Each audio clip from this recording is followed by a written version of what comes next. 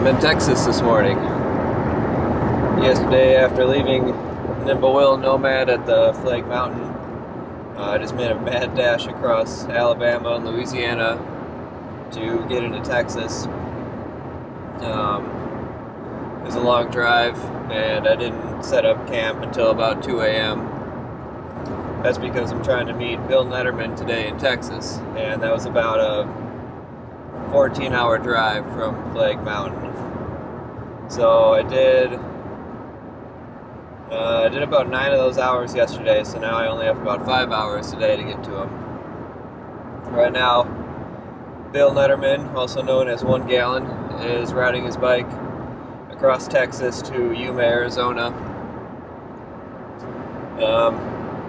Kind of seems like this is just what he does. He's basically always traveling under human power, doing something, either hiking, riding his bike, or paddling. This is a guy who has done the Triple Crown, which is the Appalachian Trail, the Pacific Crest Trail, and the Continental Divide Trail. It's called a Triple Crown when you hike all 3 of those, which is a pretty big accomplishment. It's like 9,000 miles, something like that. Well, he's done that 4 times. He's a quadruple Triple Crowner, which is just unbelievable. And that's not even all. He's done a whole bunch of other things, and I think he's paddled a whole bunch of miles and done a lot of miles on his bike too. So hopefully I can catch him on his bike today, and he's going to be the last interview of this trip. After this, I'll be heading straight north back to Montana. I was in a career that was at a burnout pace in the early 80s in the telephone industry, just working 50 and 60 hours a week all the time, and needed to get away from it, and so I started that in '79. That's why I bailed out a little bit in '81 to do the first long trip. But I was looking for something different and didn't see myself working at one spot for the next 45 years to retirement type of thing. I knew there was something else I needed and wanted, and so it's always a leap of faith. It's like, well, is this going to be something I like or not? You don't know until you try it, and I was born with a bit of rude strength, I guess, and a fairly durable body, and it's not let me down. I count my nights out by human power as like my main emphasis on life. It's like, and I'm over 7,500 nights now of out camping, and I rarely stay in hostels or other accommodations. I've only stayed in a motel room, I think, 3 or 4 nights. I just like to camp. It's just my gig. It's like, I don't know. I don't look at it as a discomfort at all. I guess if I did, I wouldn't do it. I know it's over 50,000 miles now. That I reached that point a couple of years ago, and haven't been keeping good track since. But yeah, it's over 50,000, and that's a monumental goal, I guess. And I'm trying to get the paddling mileage up to that. I think I'm at 44,200 miles of paddling, and I'll get it there. A couple more paddle trips. This guy Billy Goat, he and I met for the first time in 04 on the PCT, and we were kind of like both reaching the 25,000 mile at the same time, and the circumference of the Earth at the equator is 24,902 miles, and so we were calling that mileage, one lap around the planet. And he and I have both gone on to do a second lap around the planet.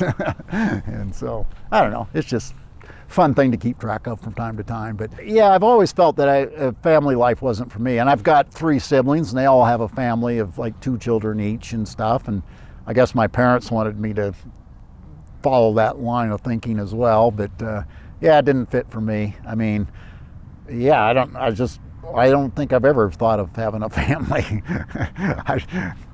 Just something I knew. And I don't have any regrets. I got 6 wonderful nieces and nephews, and so yeah, I can be a good uncle, I hope, to them, you know. So I just love hiking. That's what, you know, I don't do it for being the first or the fastest or anything, so I just love to hike. 1 Gallon has a pretty impressive list of adventures under his belt. It took him about half an hour to just list off everything that he's done. He's a really happy guy, and you can tell that he really enjoys this lifestyle. One thing that I've been curious about with these people who have these just insane mileage numbers under their belt is if they live a life outside of this stuff.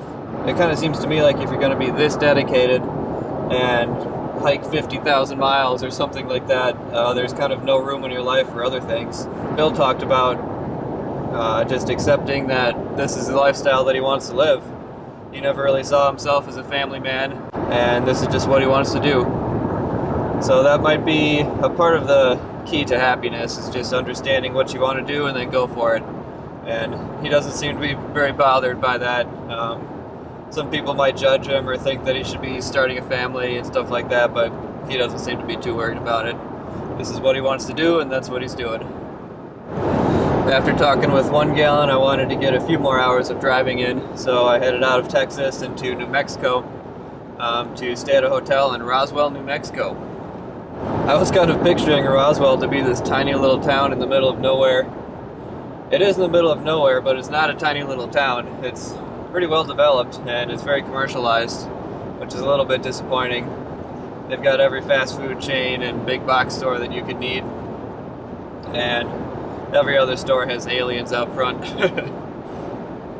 So it's not exactly what I was picturing. I was hoping to see some aliens, but the only ones that I saw were wooden statues out in front of the stores.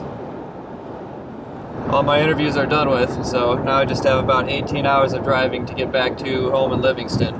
There's a snowstorm on the Colorado border, so I'm kind of stalling. I really took my time getting out of Roswell, and I'm hoping that that storm is going to pass through before I get there.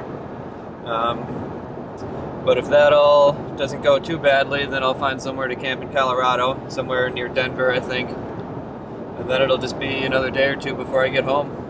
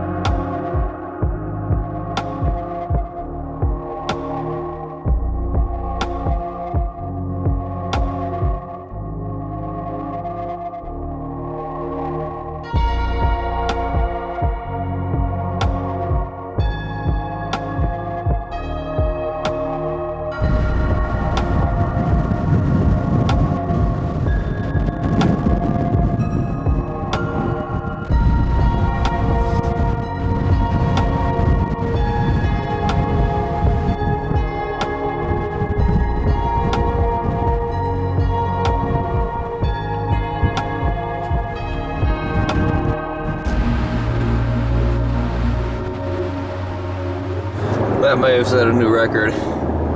Windiest campsite I've ever tried to camp at. I found this, well, would have been a really nice, cool spot. But it's just so windy out here. And it was probably constant 40-mile-per-hour winds all night last night. So I set up camp right behind the outhouse. It's the only structure in the area that could act as a windbreak. So if I was right up against the wall, it wasn't too bad, and I was able to get some sleep that way. But it's a nice clear day, the sun's coming up, and it's pretty out. I only have about 7.5 hours to get home, so I think I'll be getting home tonight.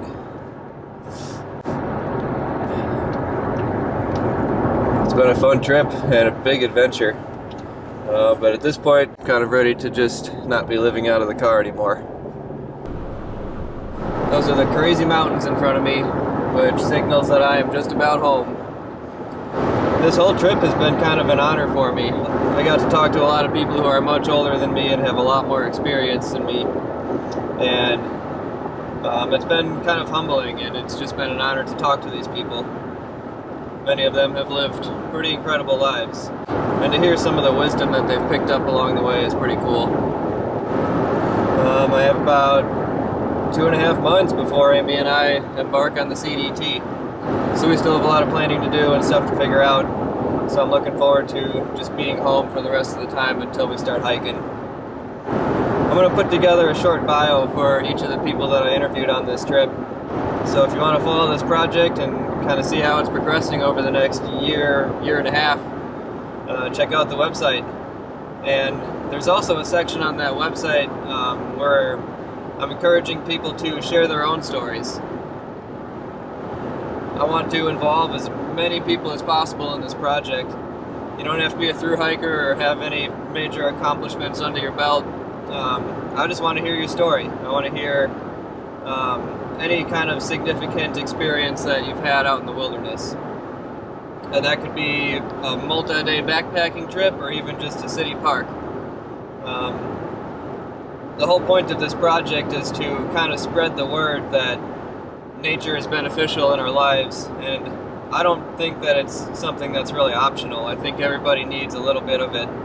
And so the more people that contribute their stories of positive experiences that they've had out in nature, I think the more that'll speak to the general population and maybe introduce more people to this. And I think it'll have a ripple effect in our society.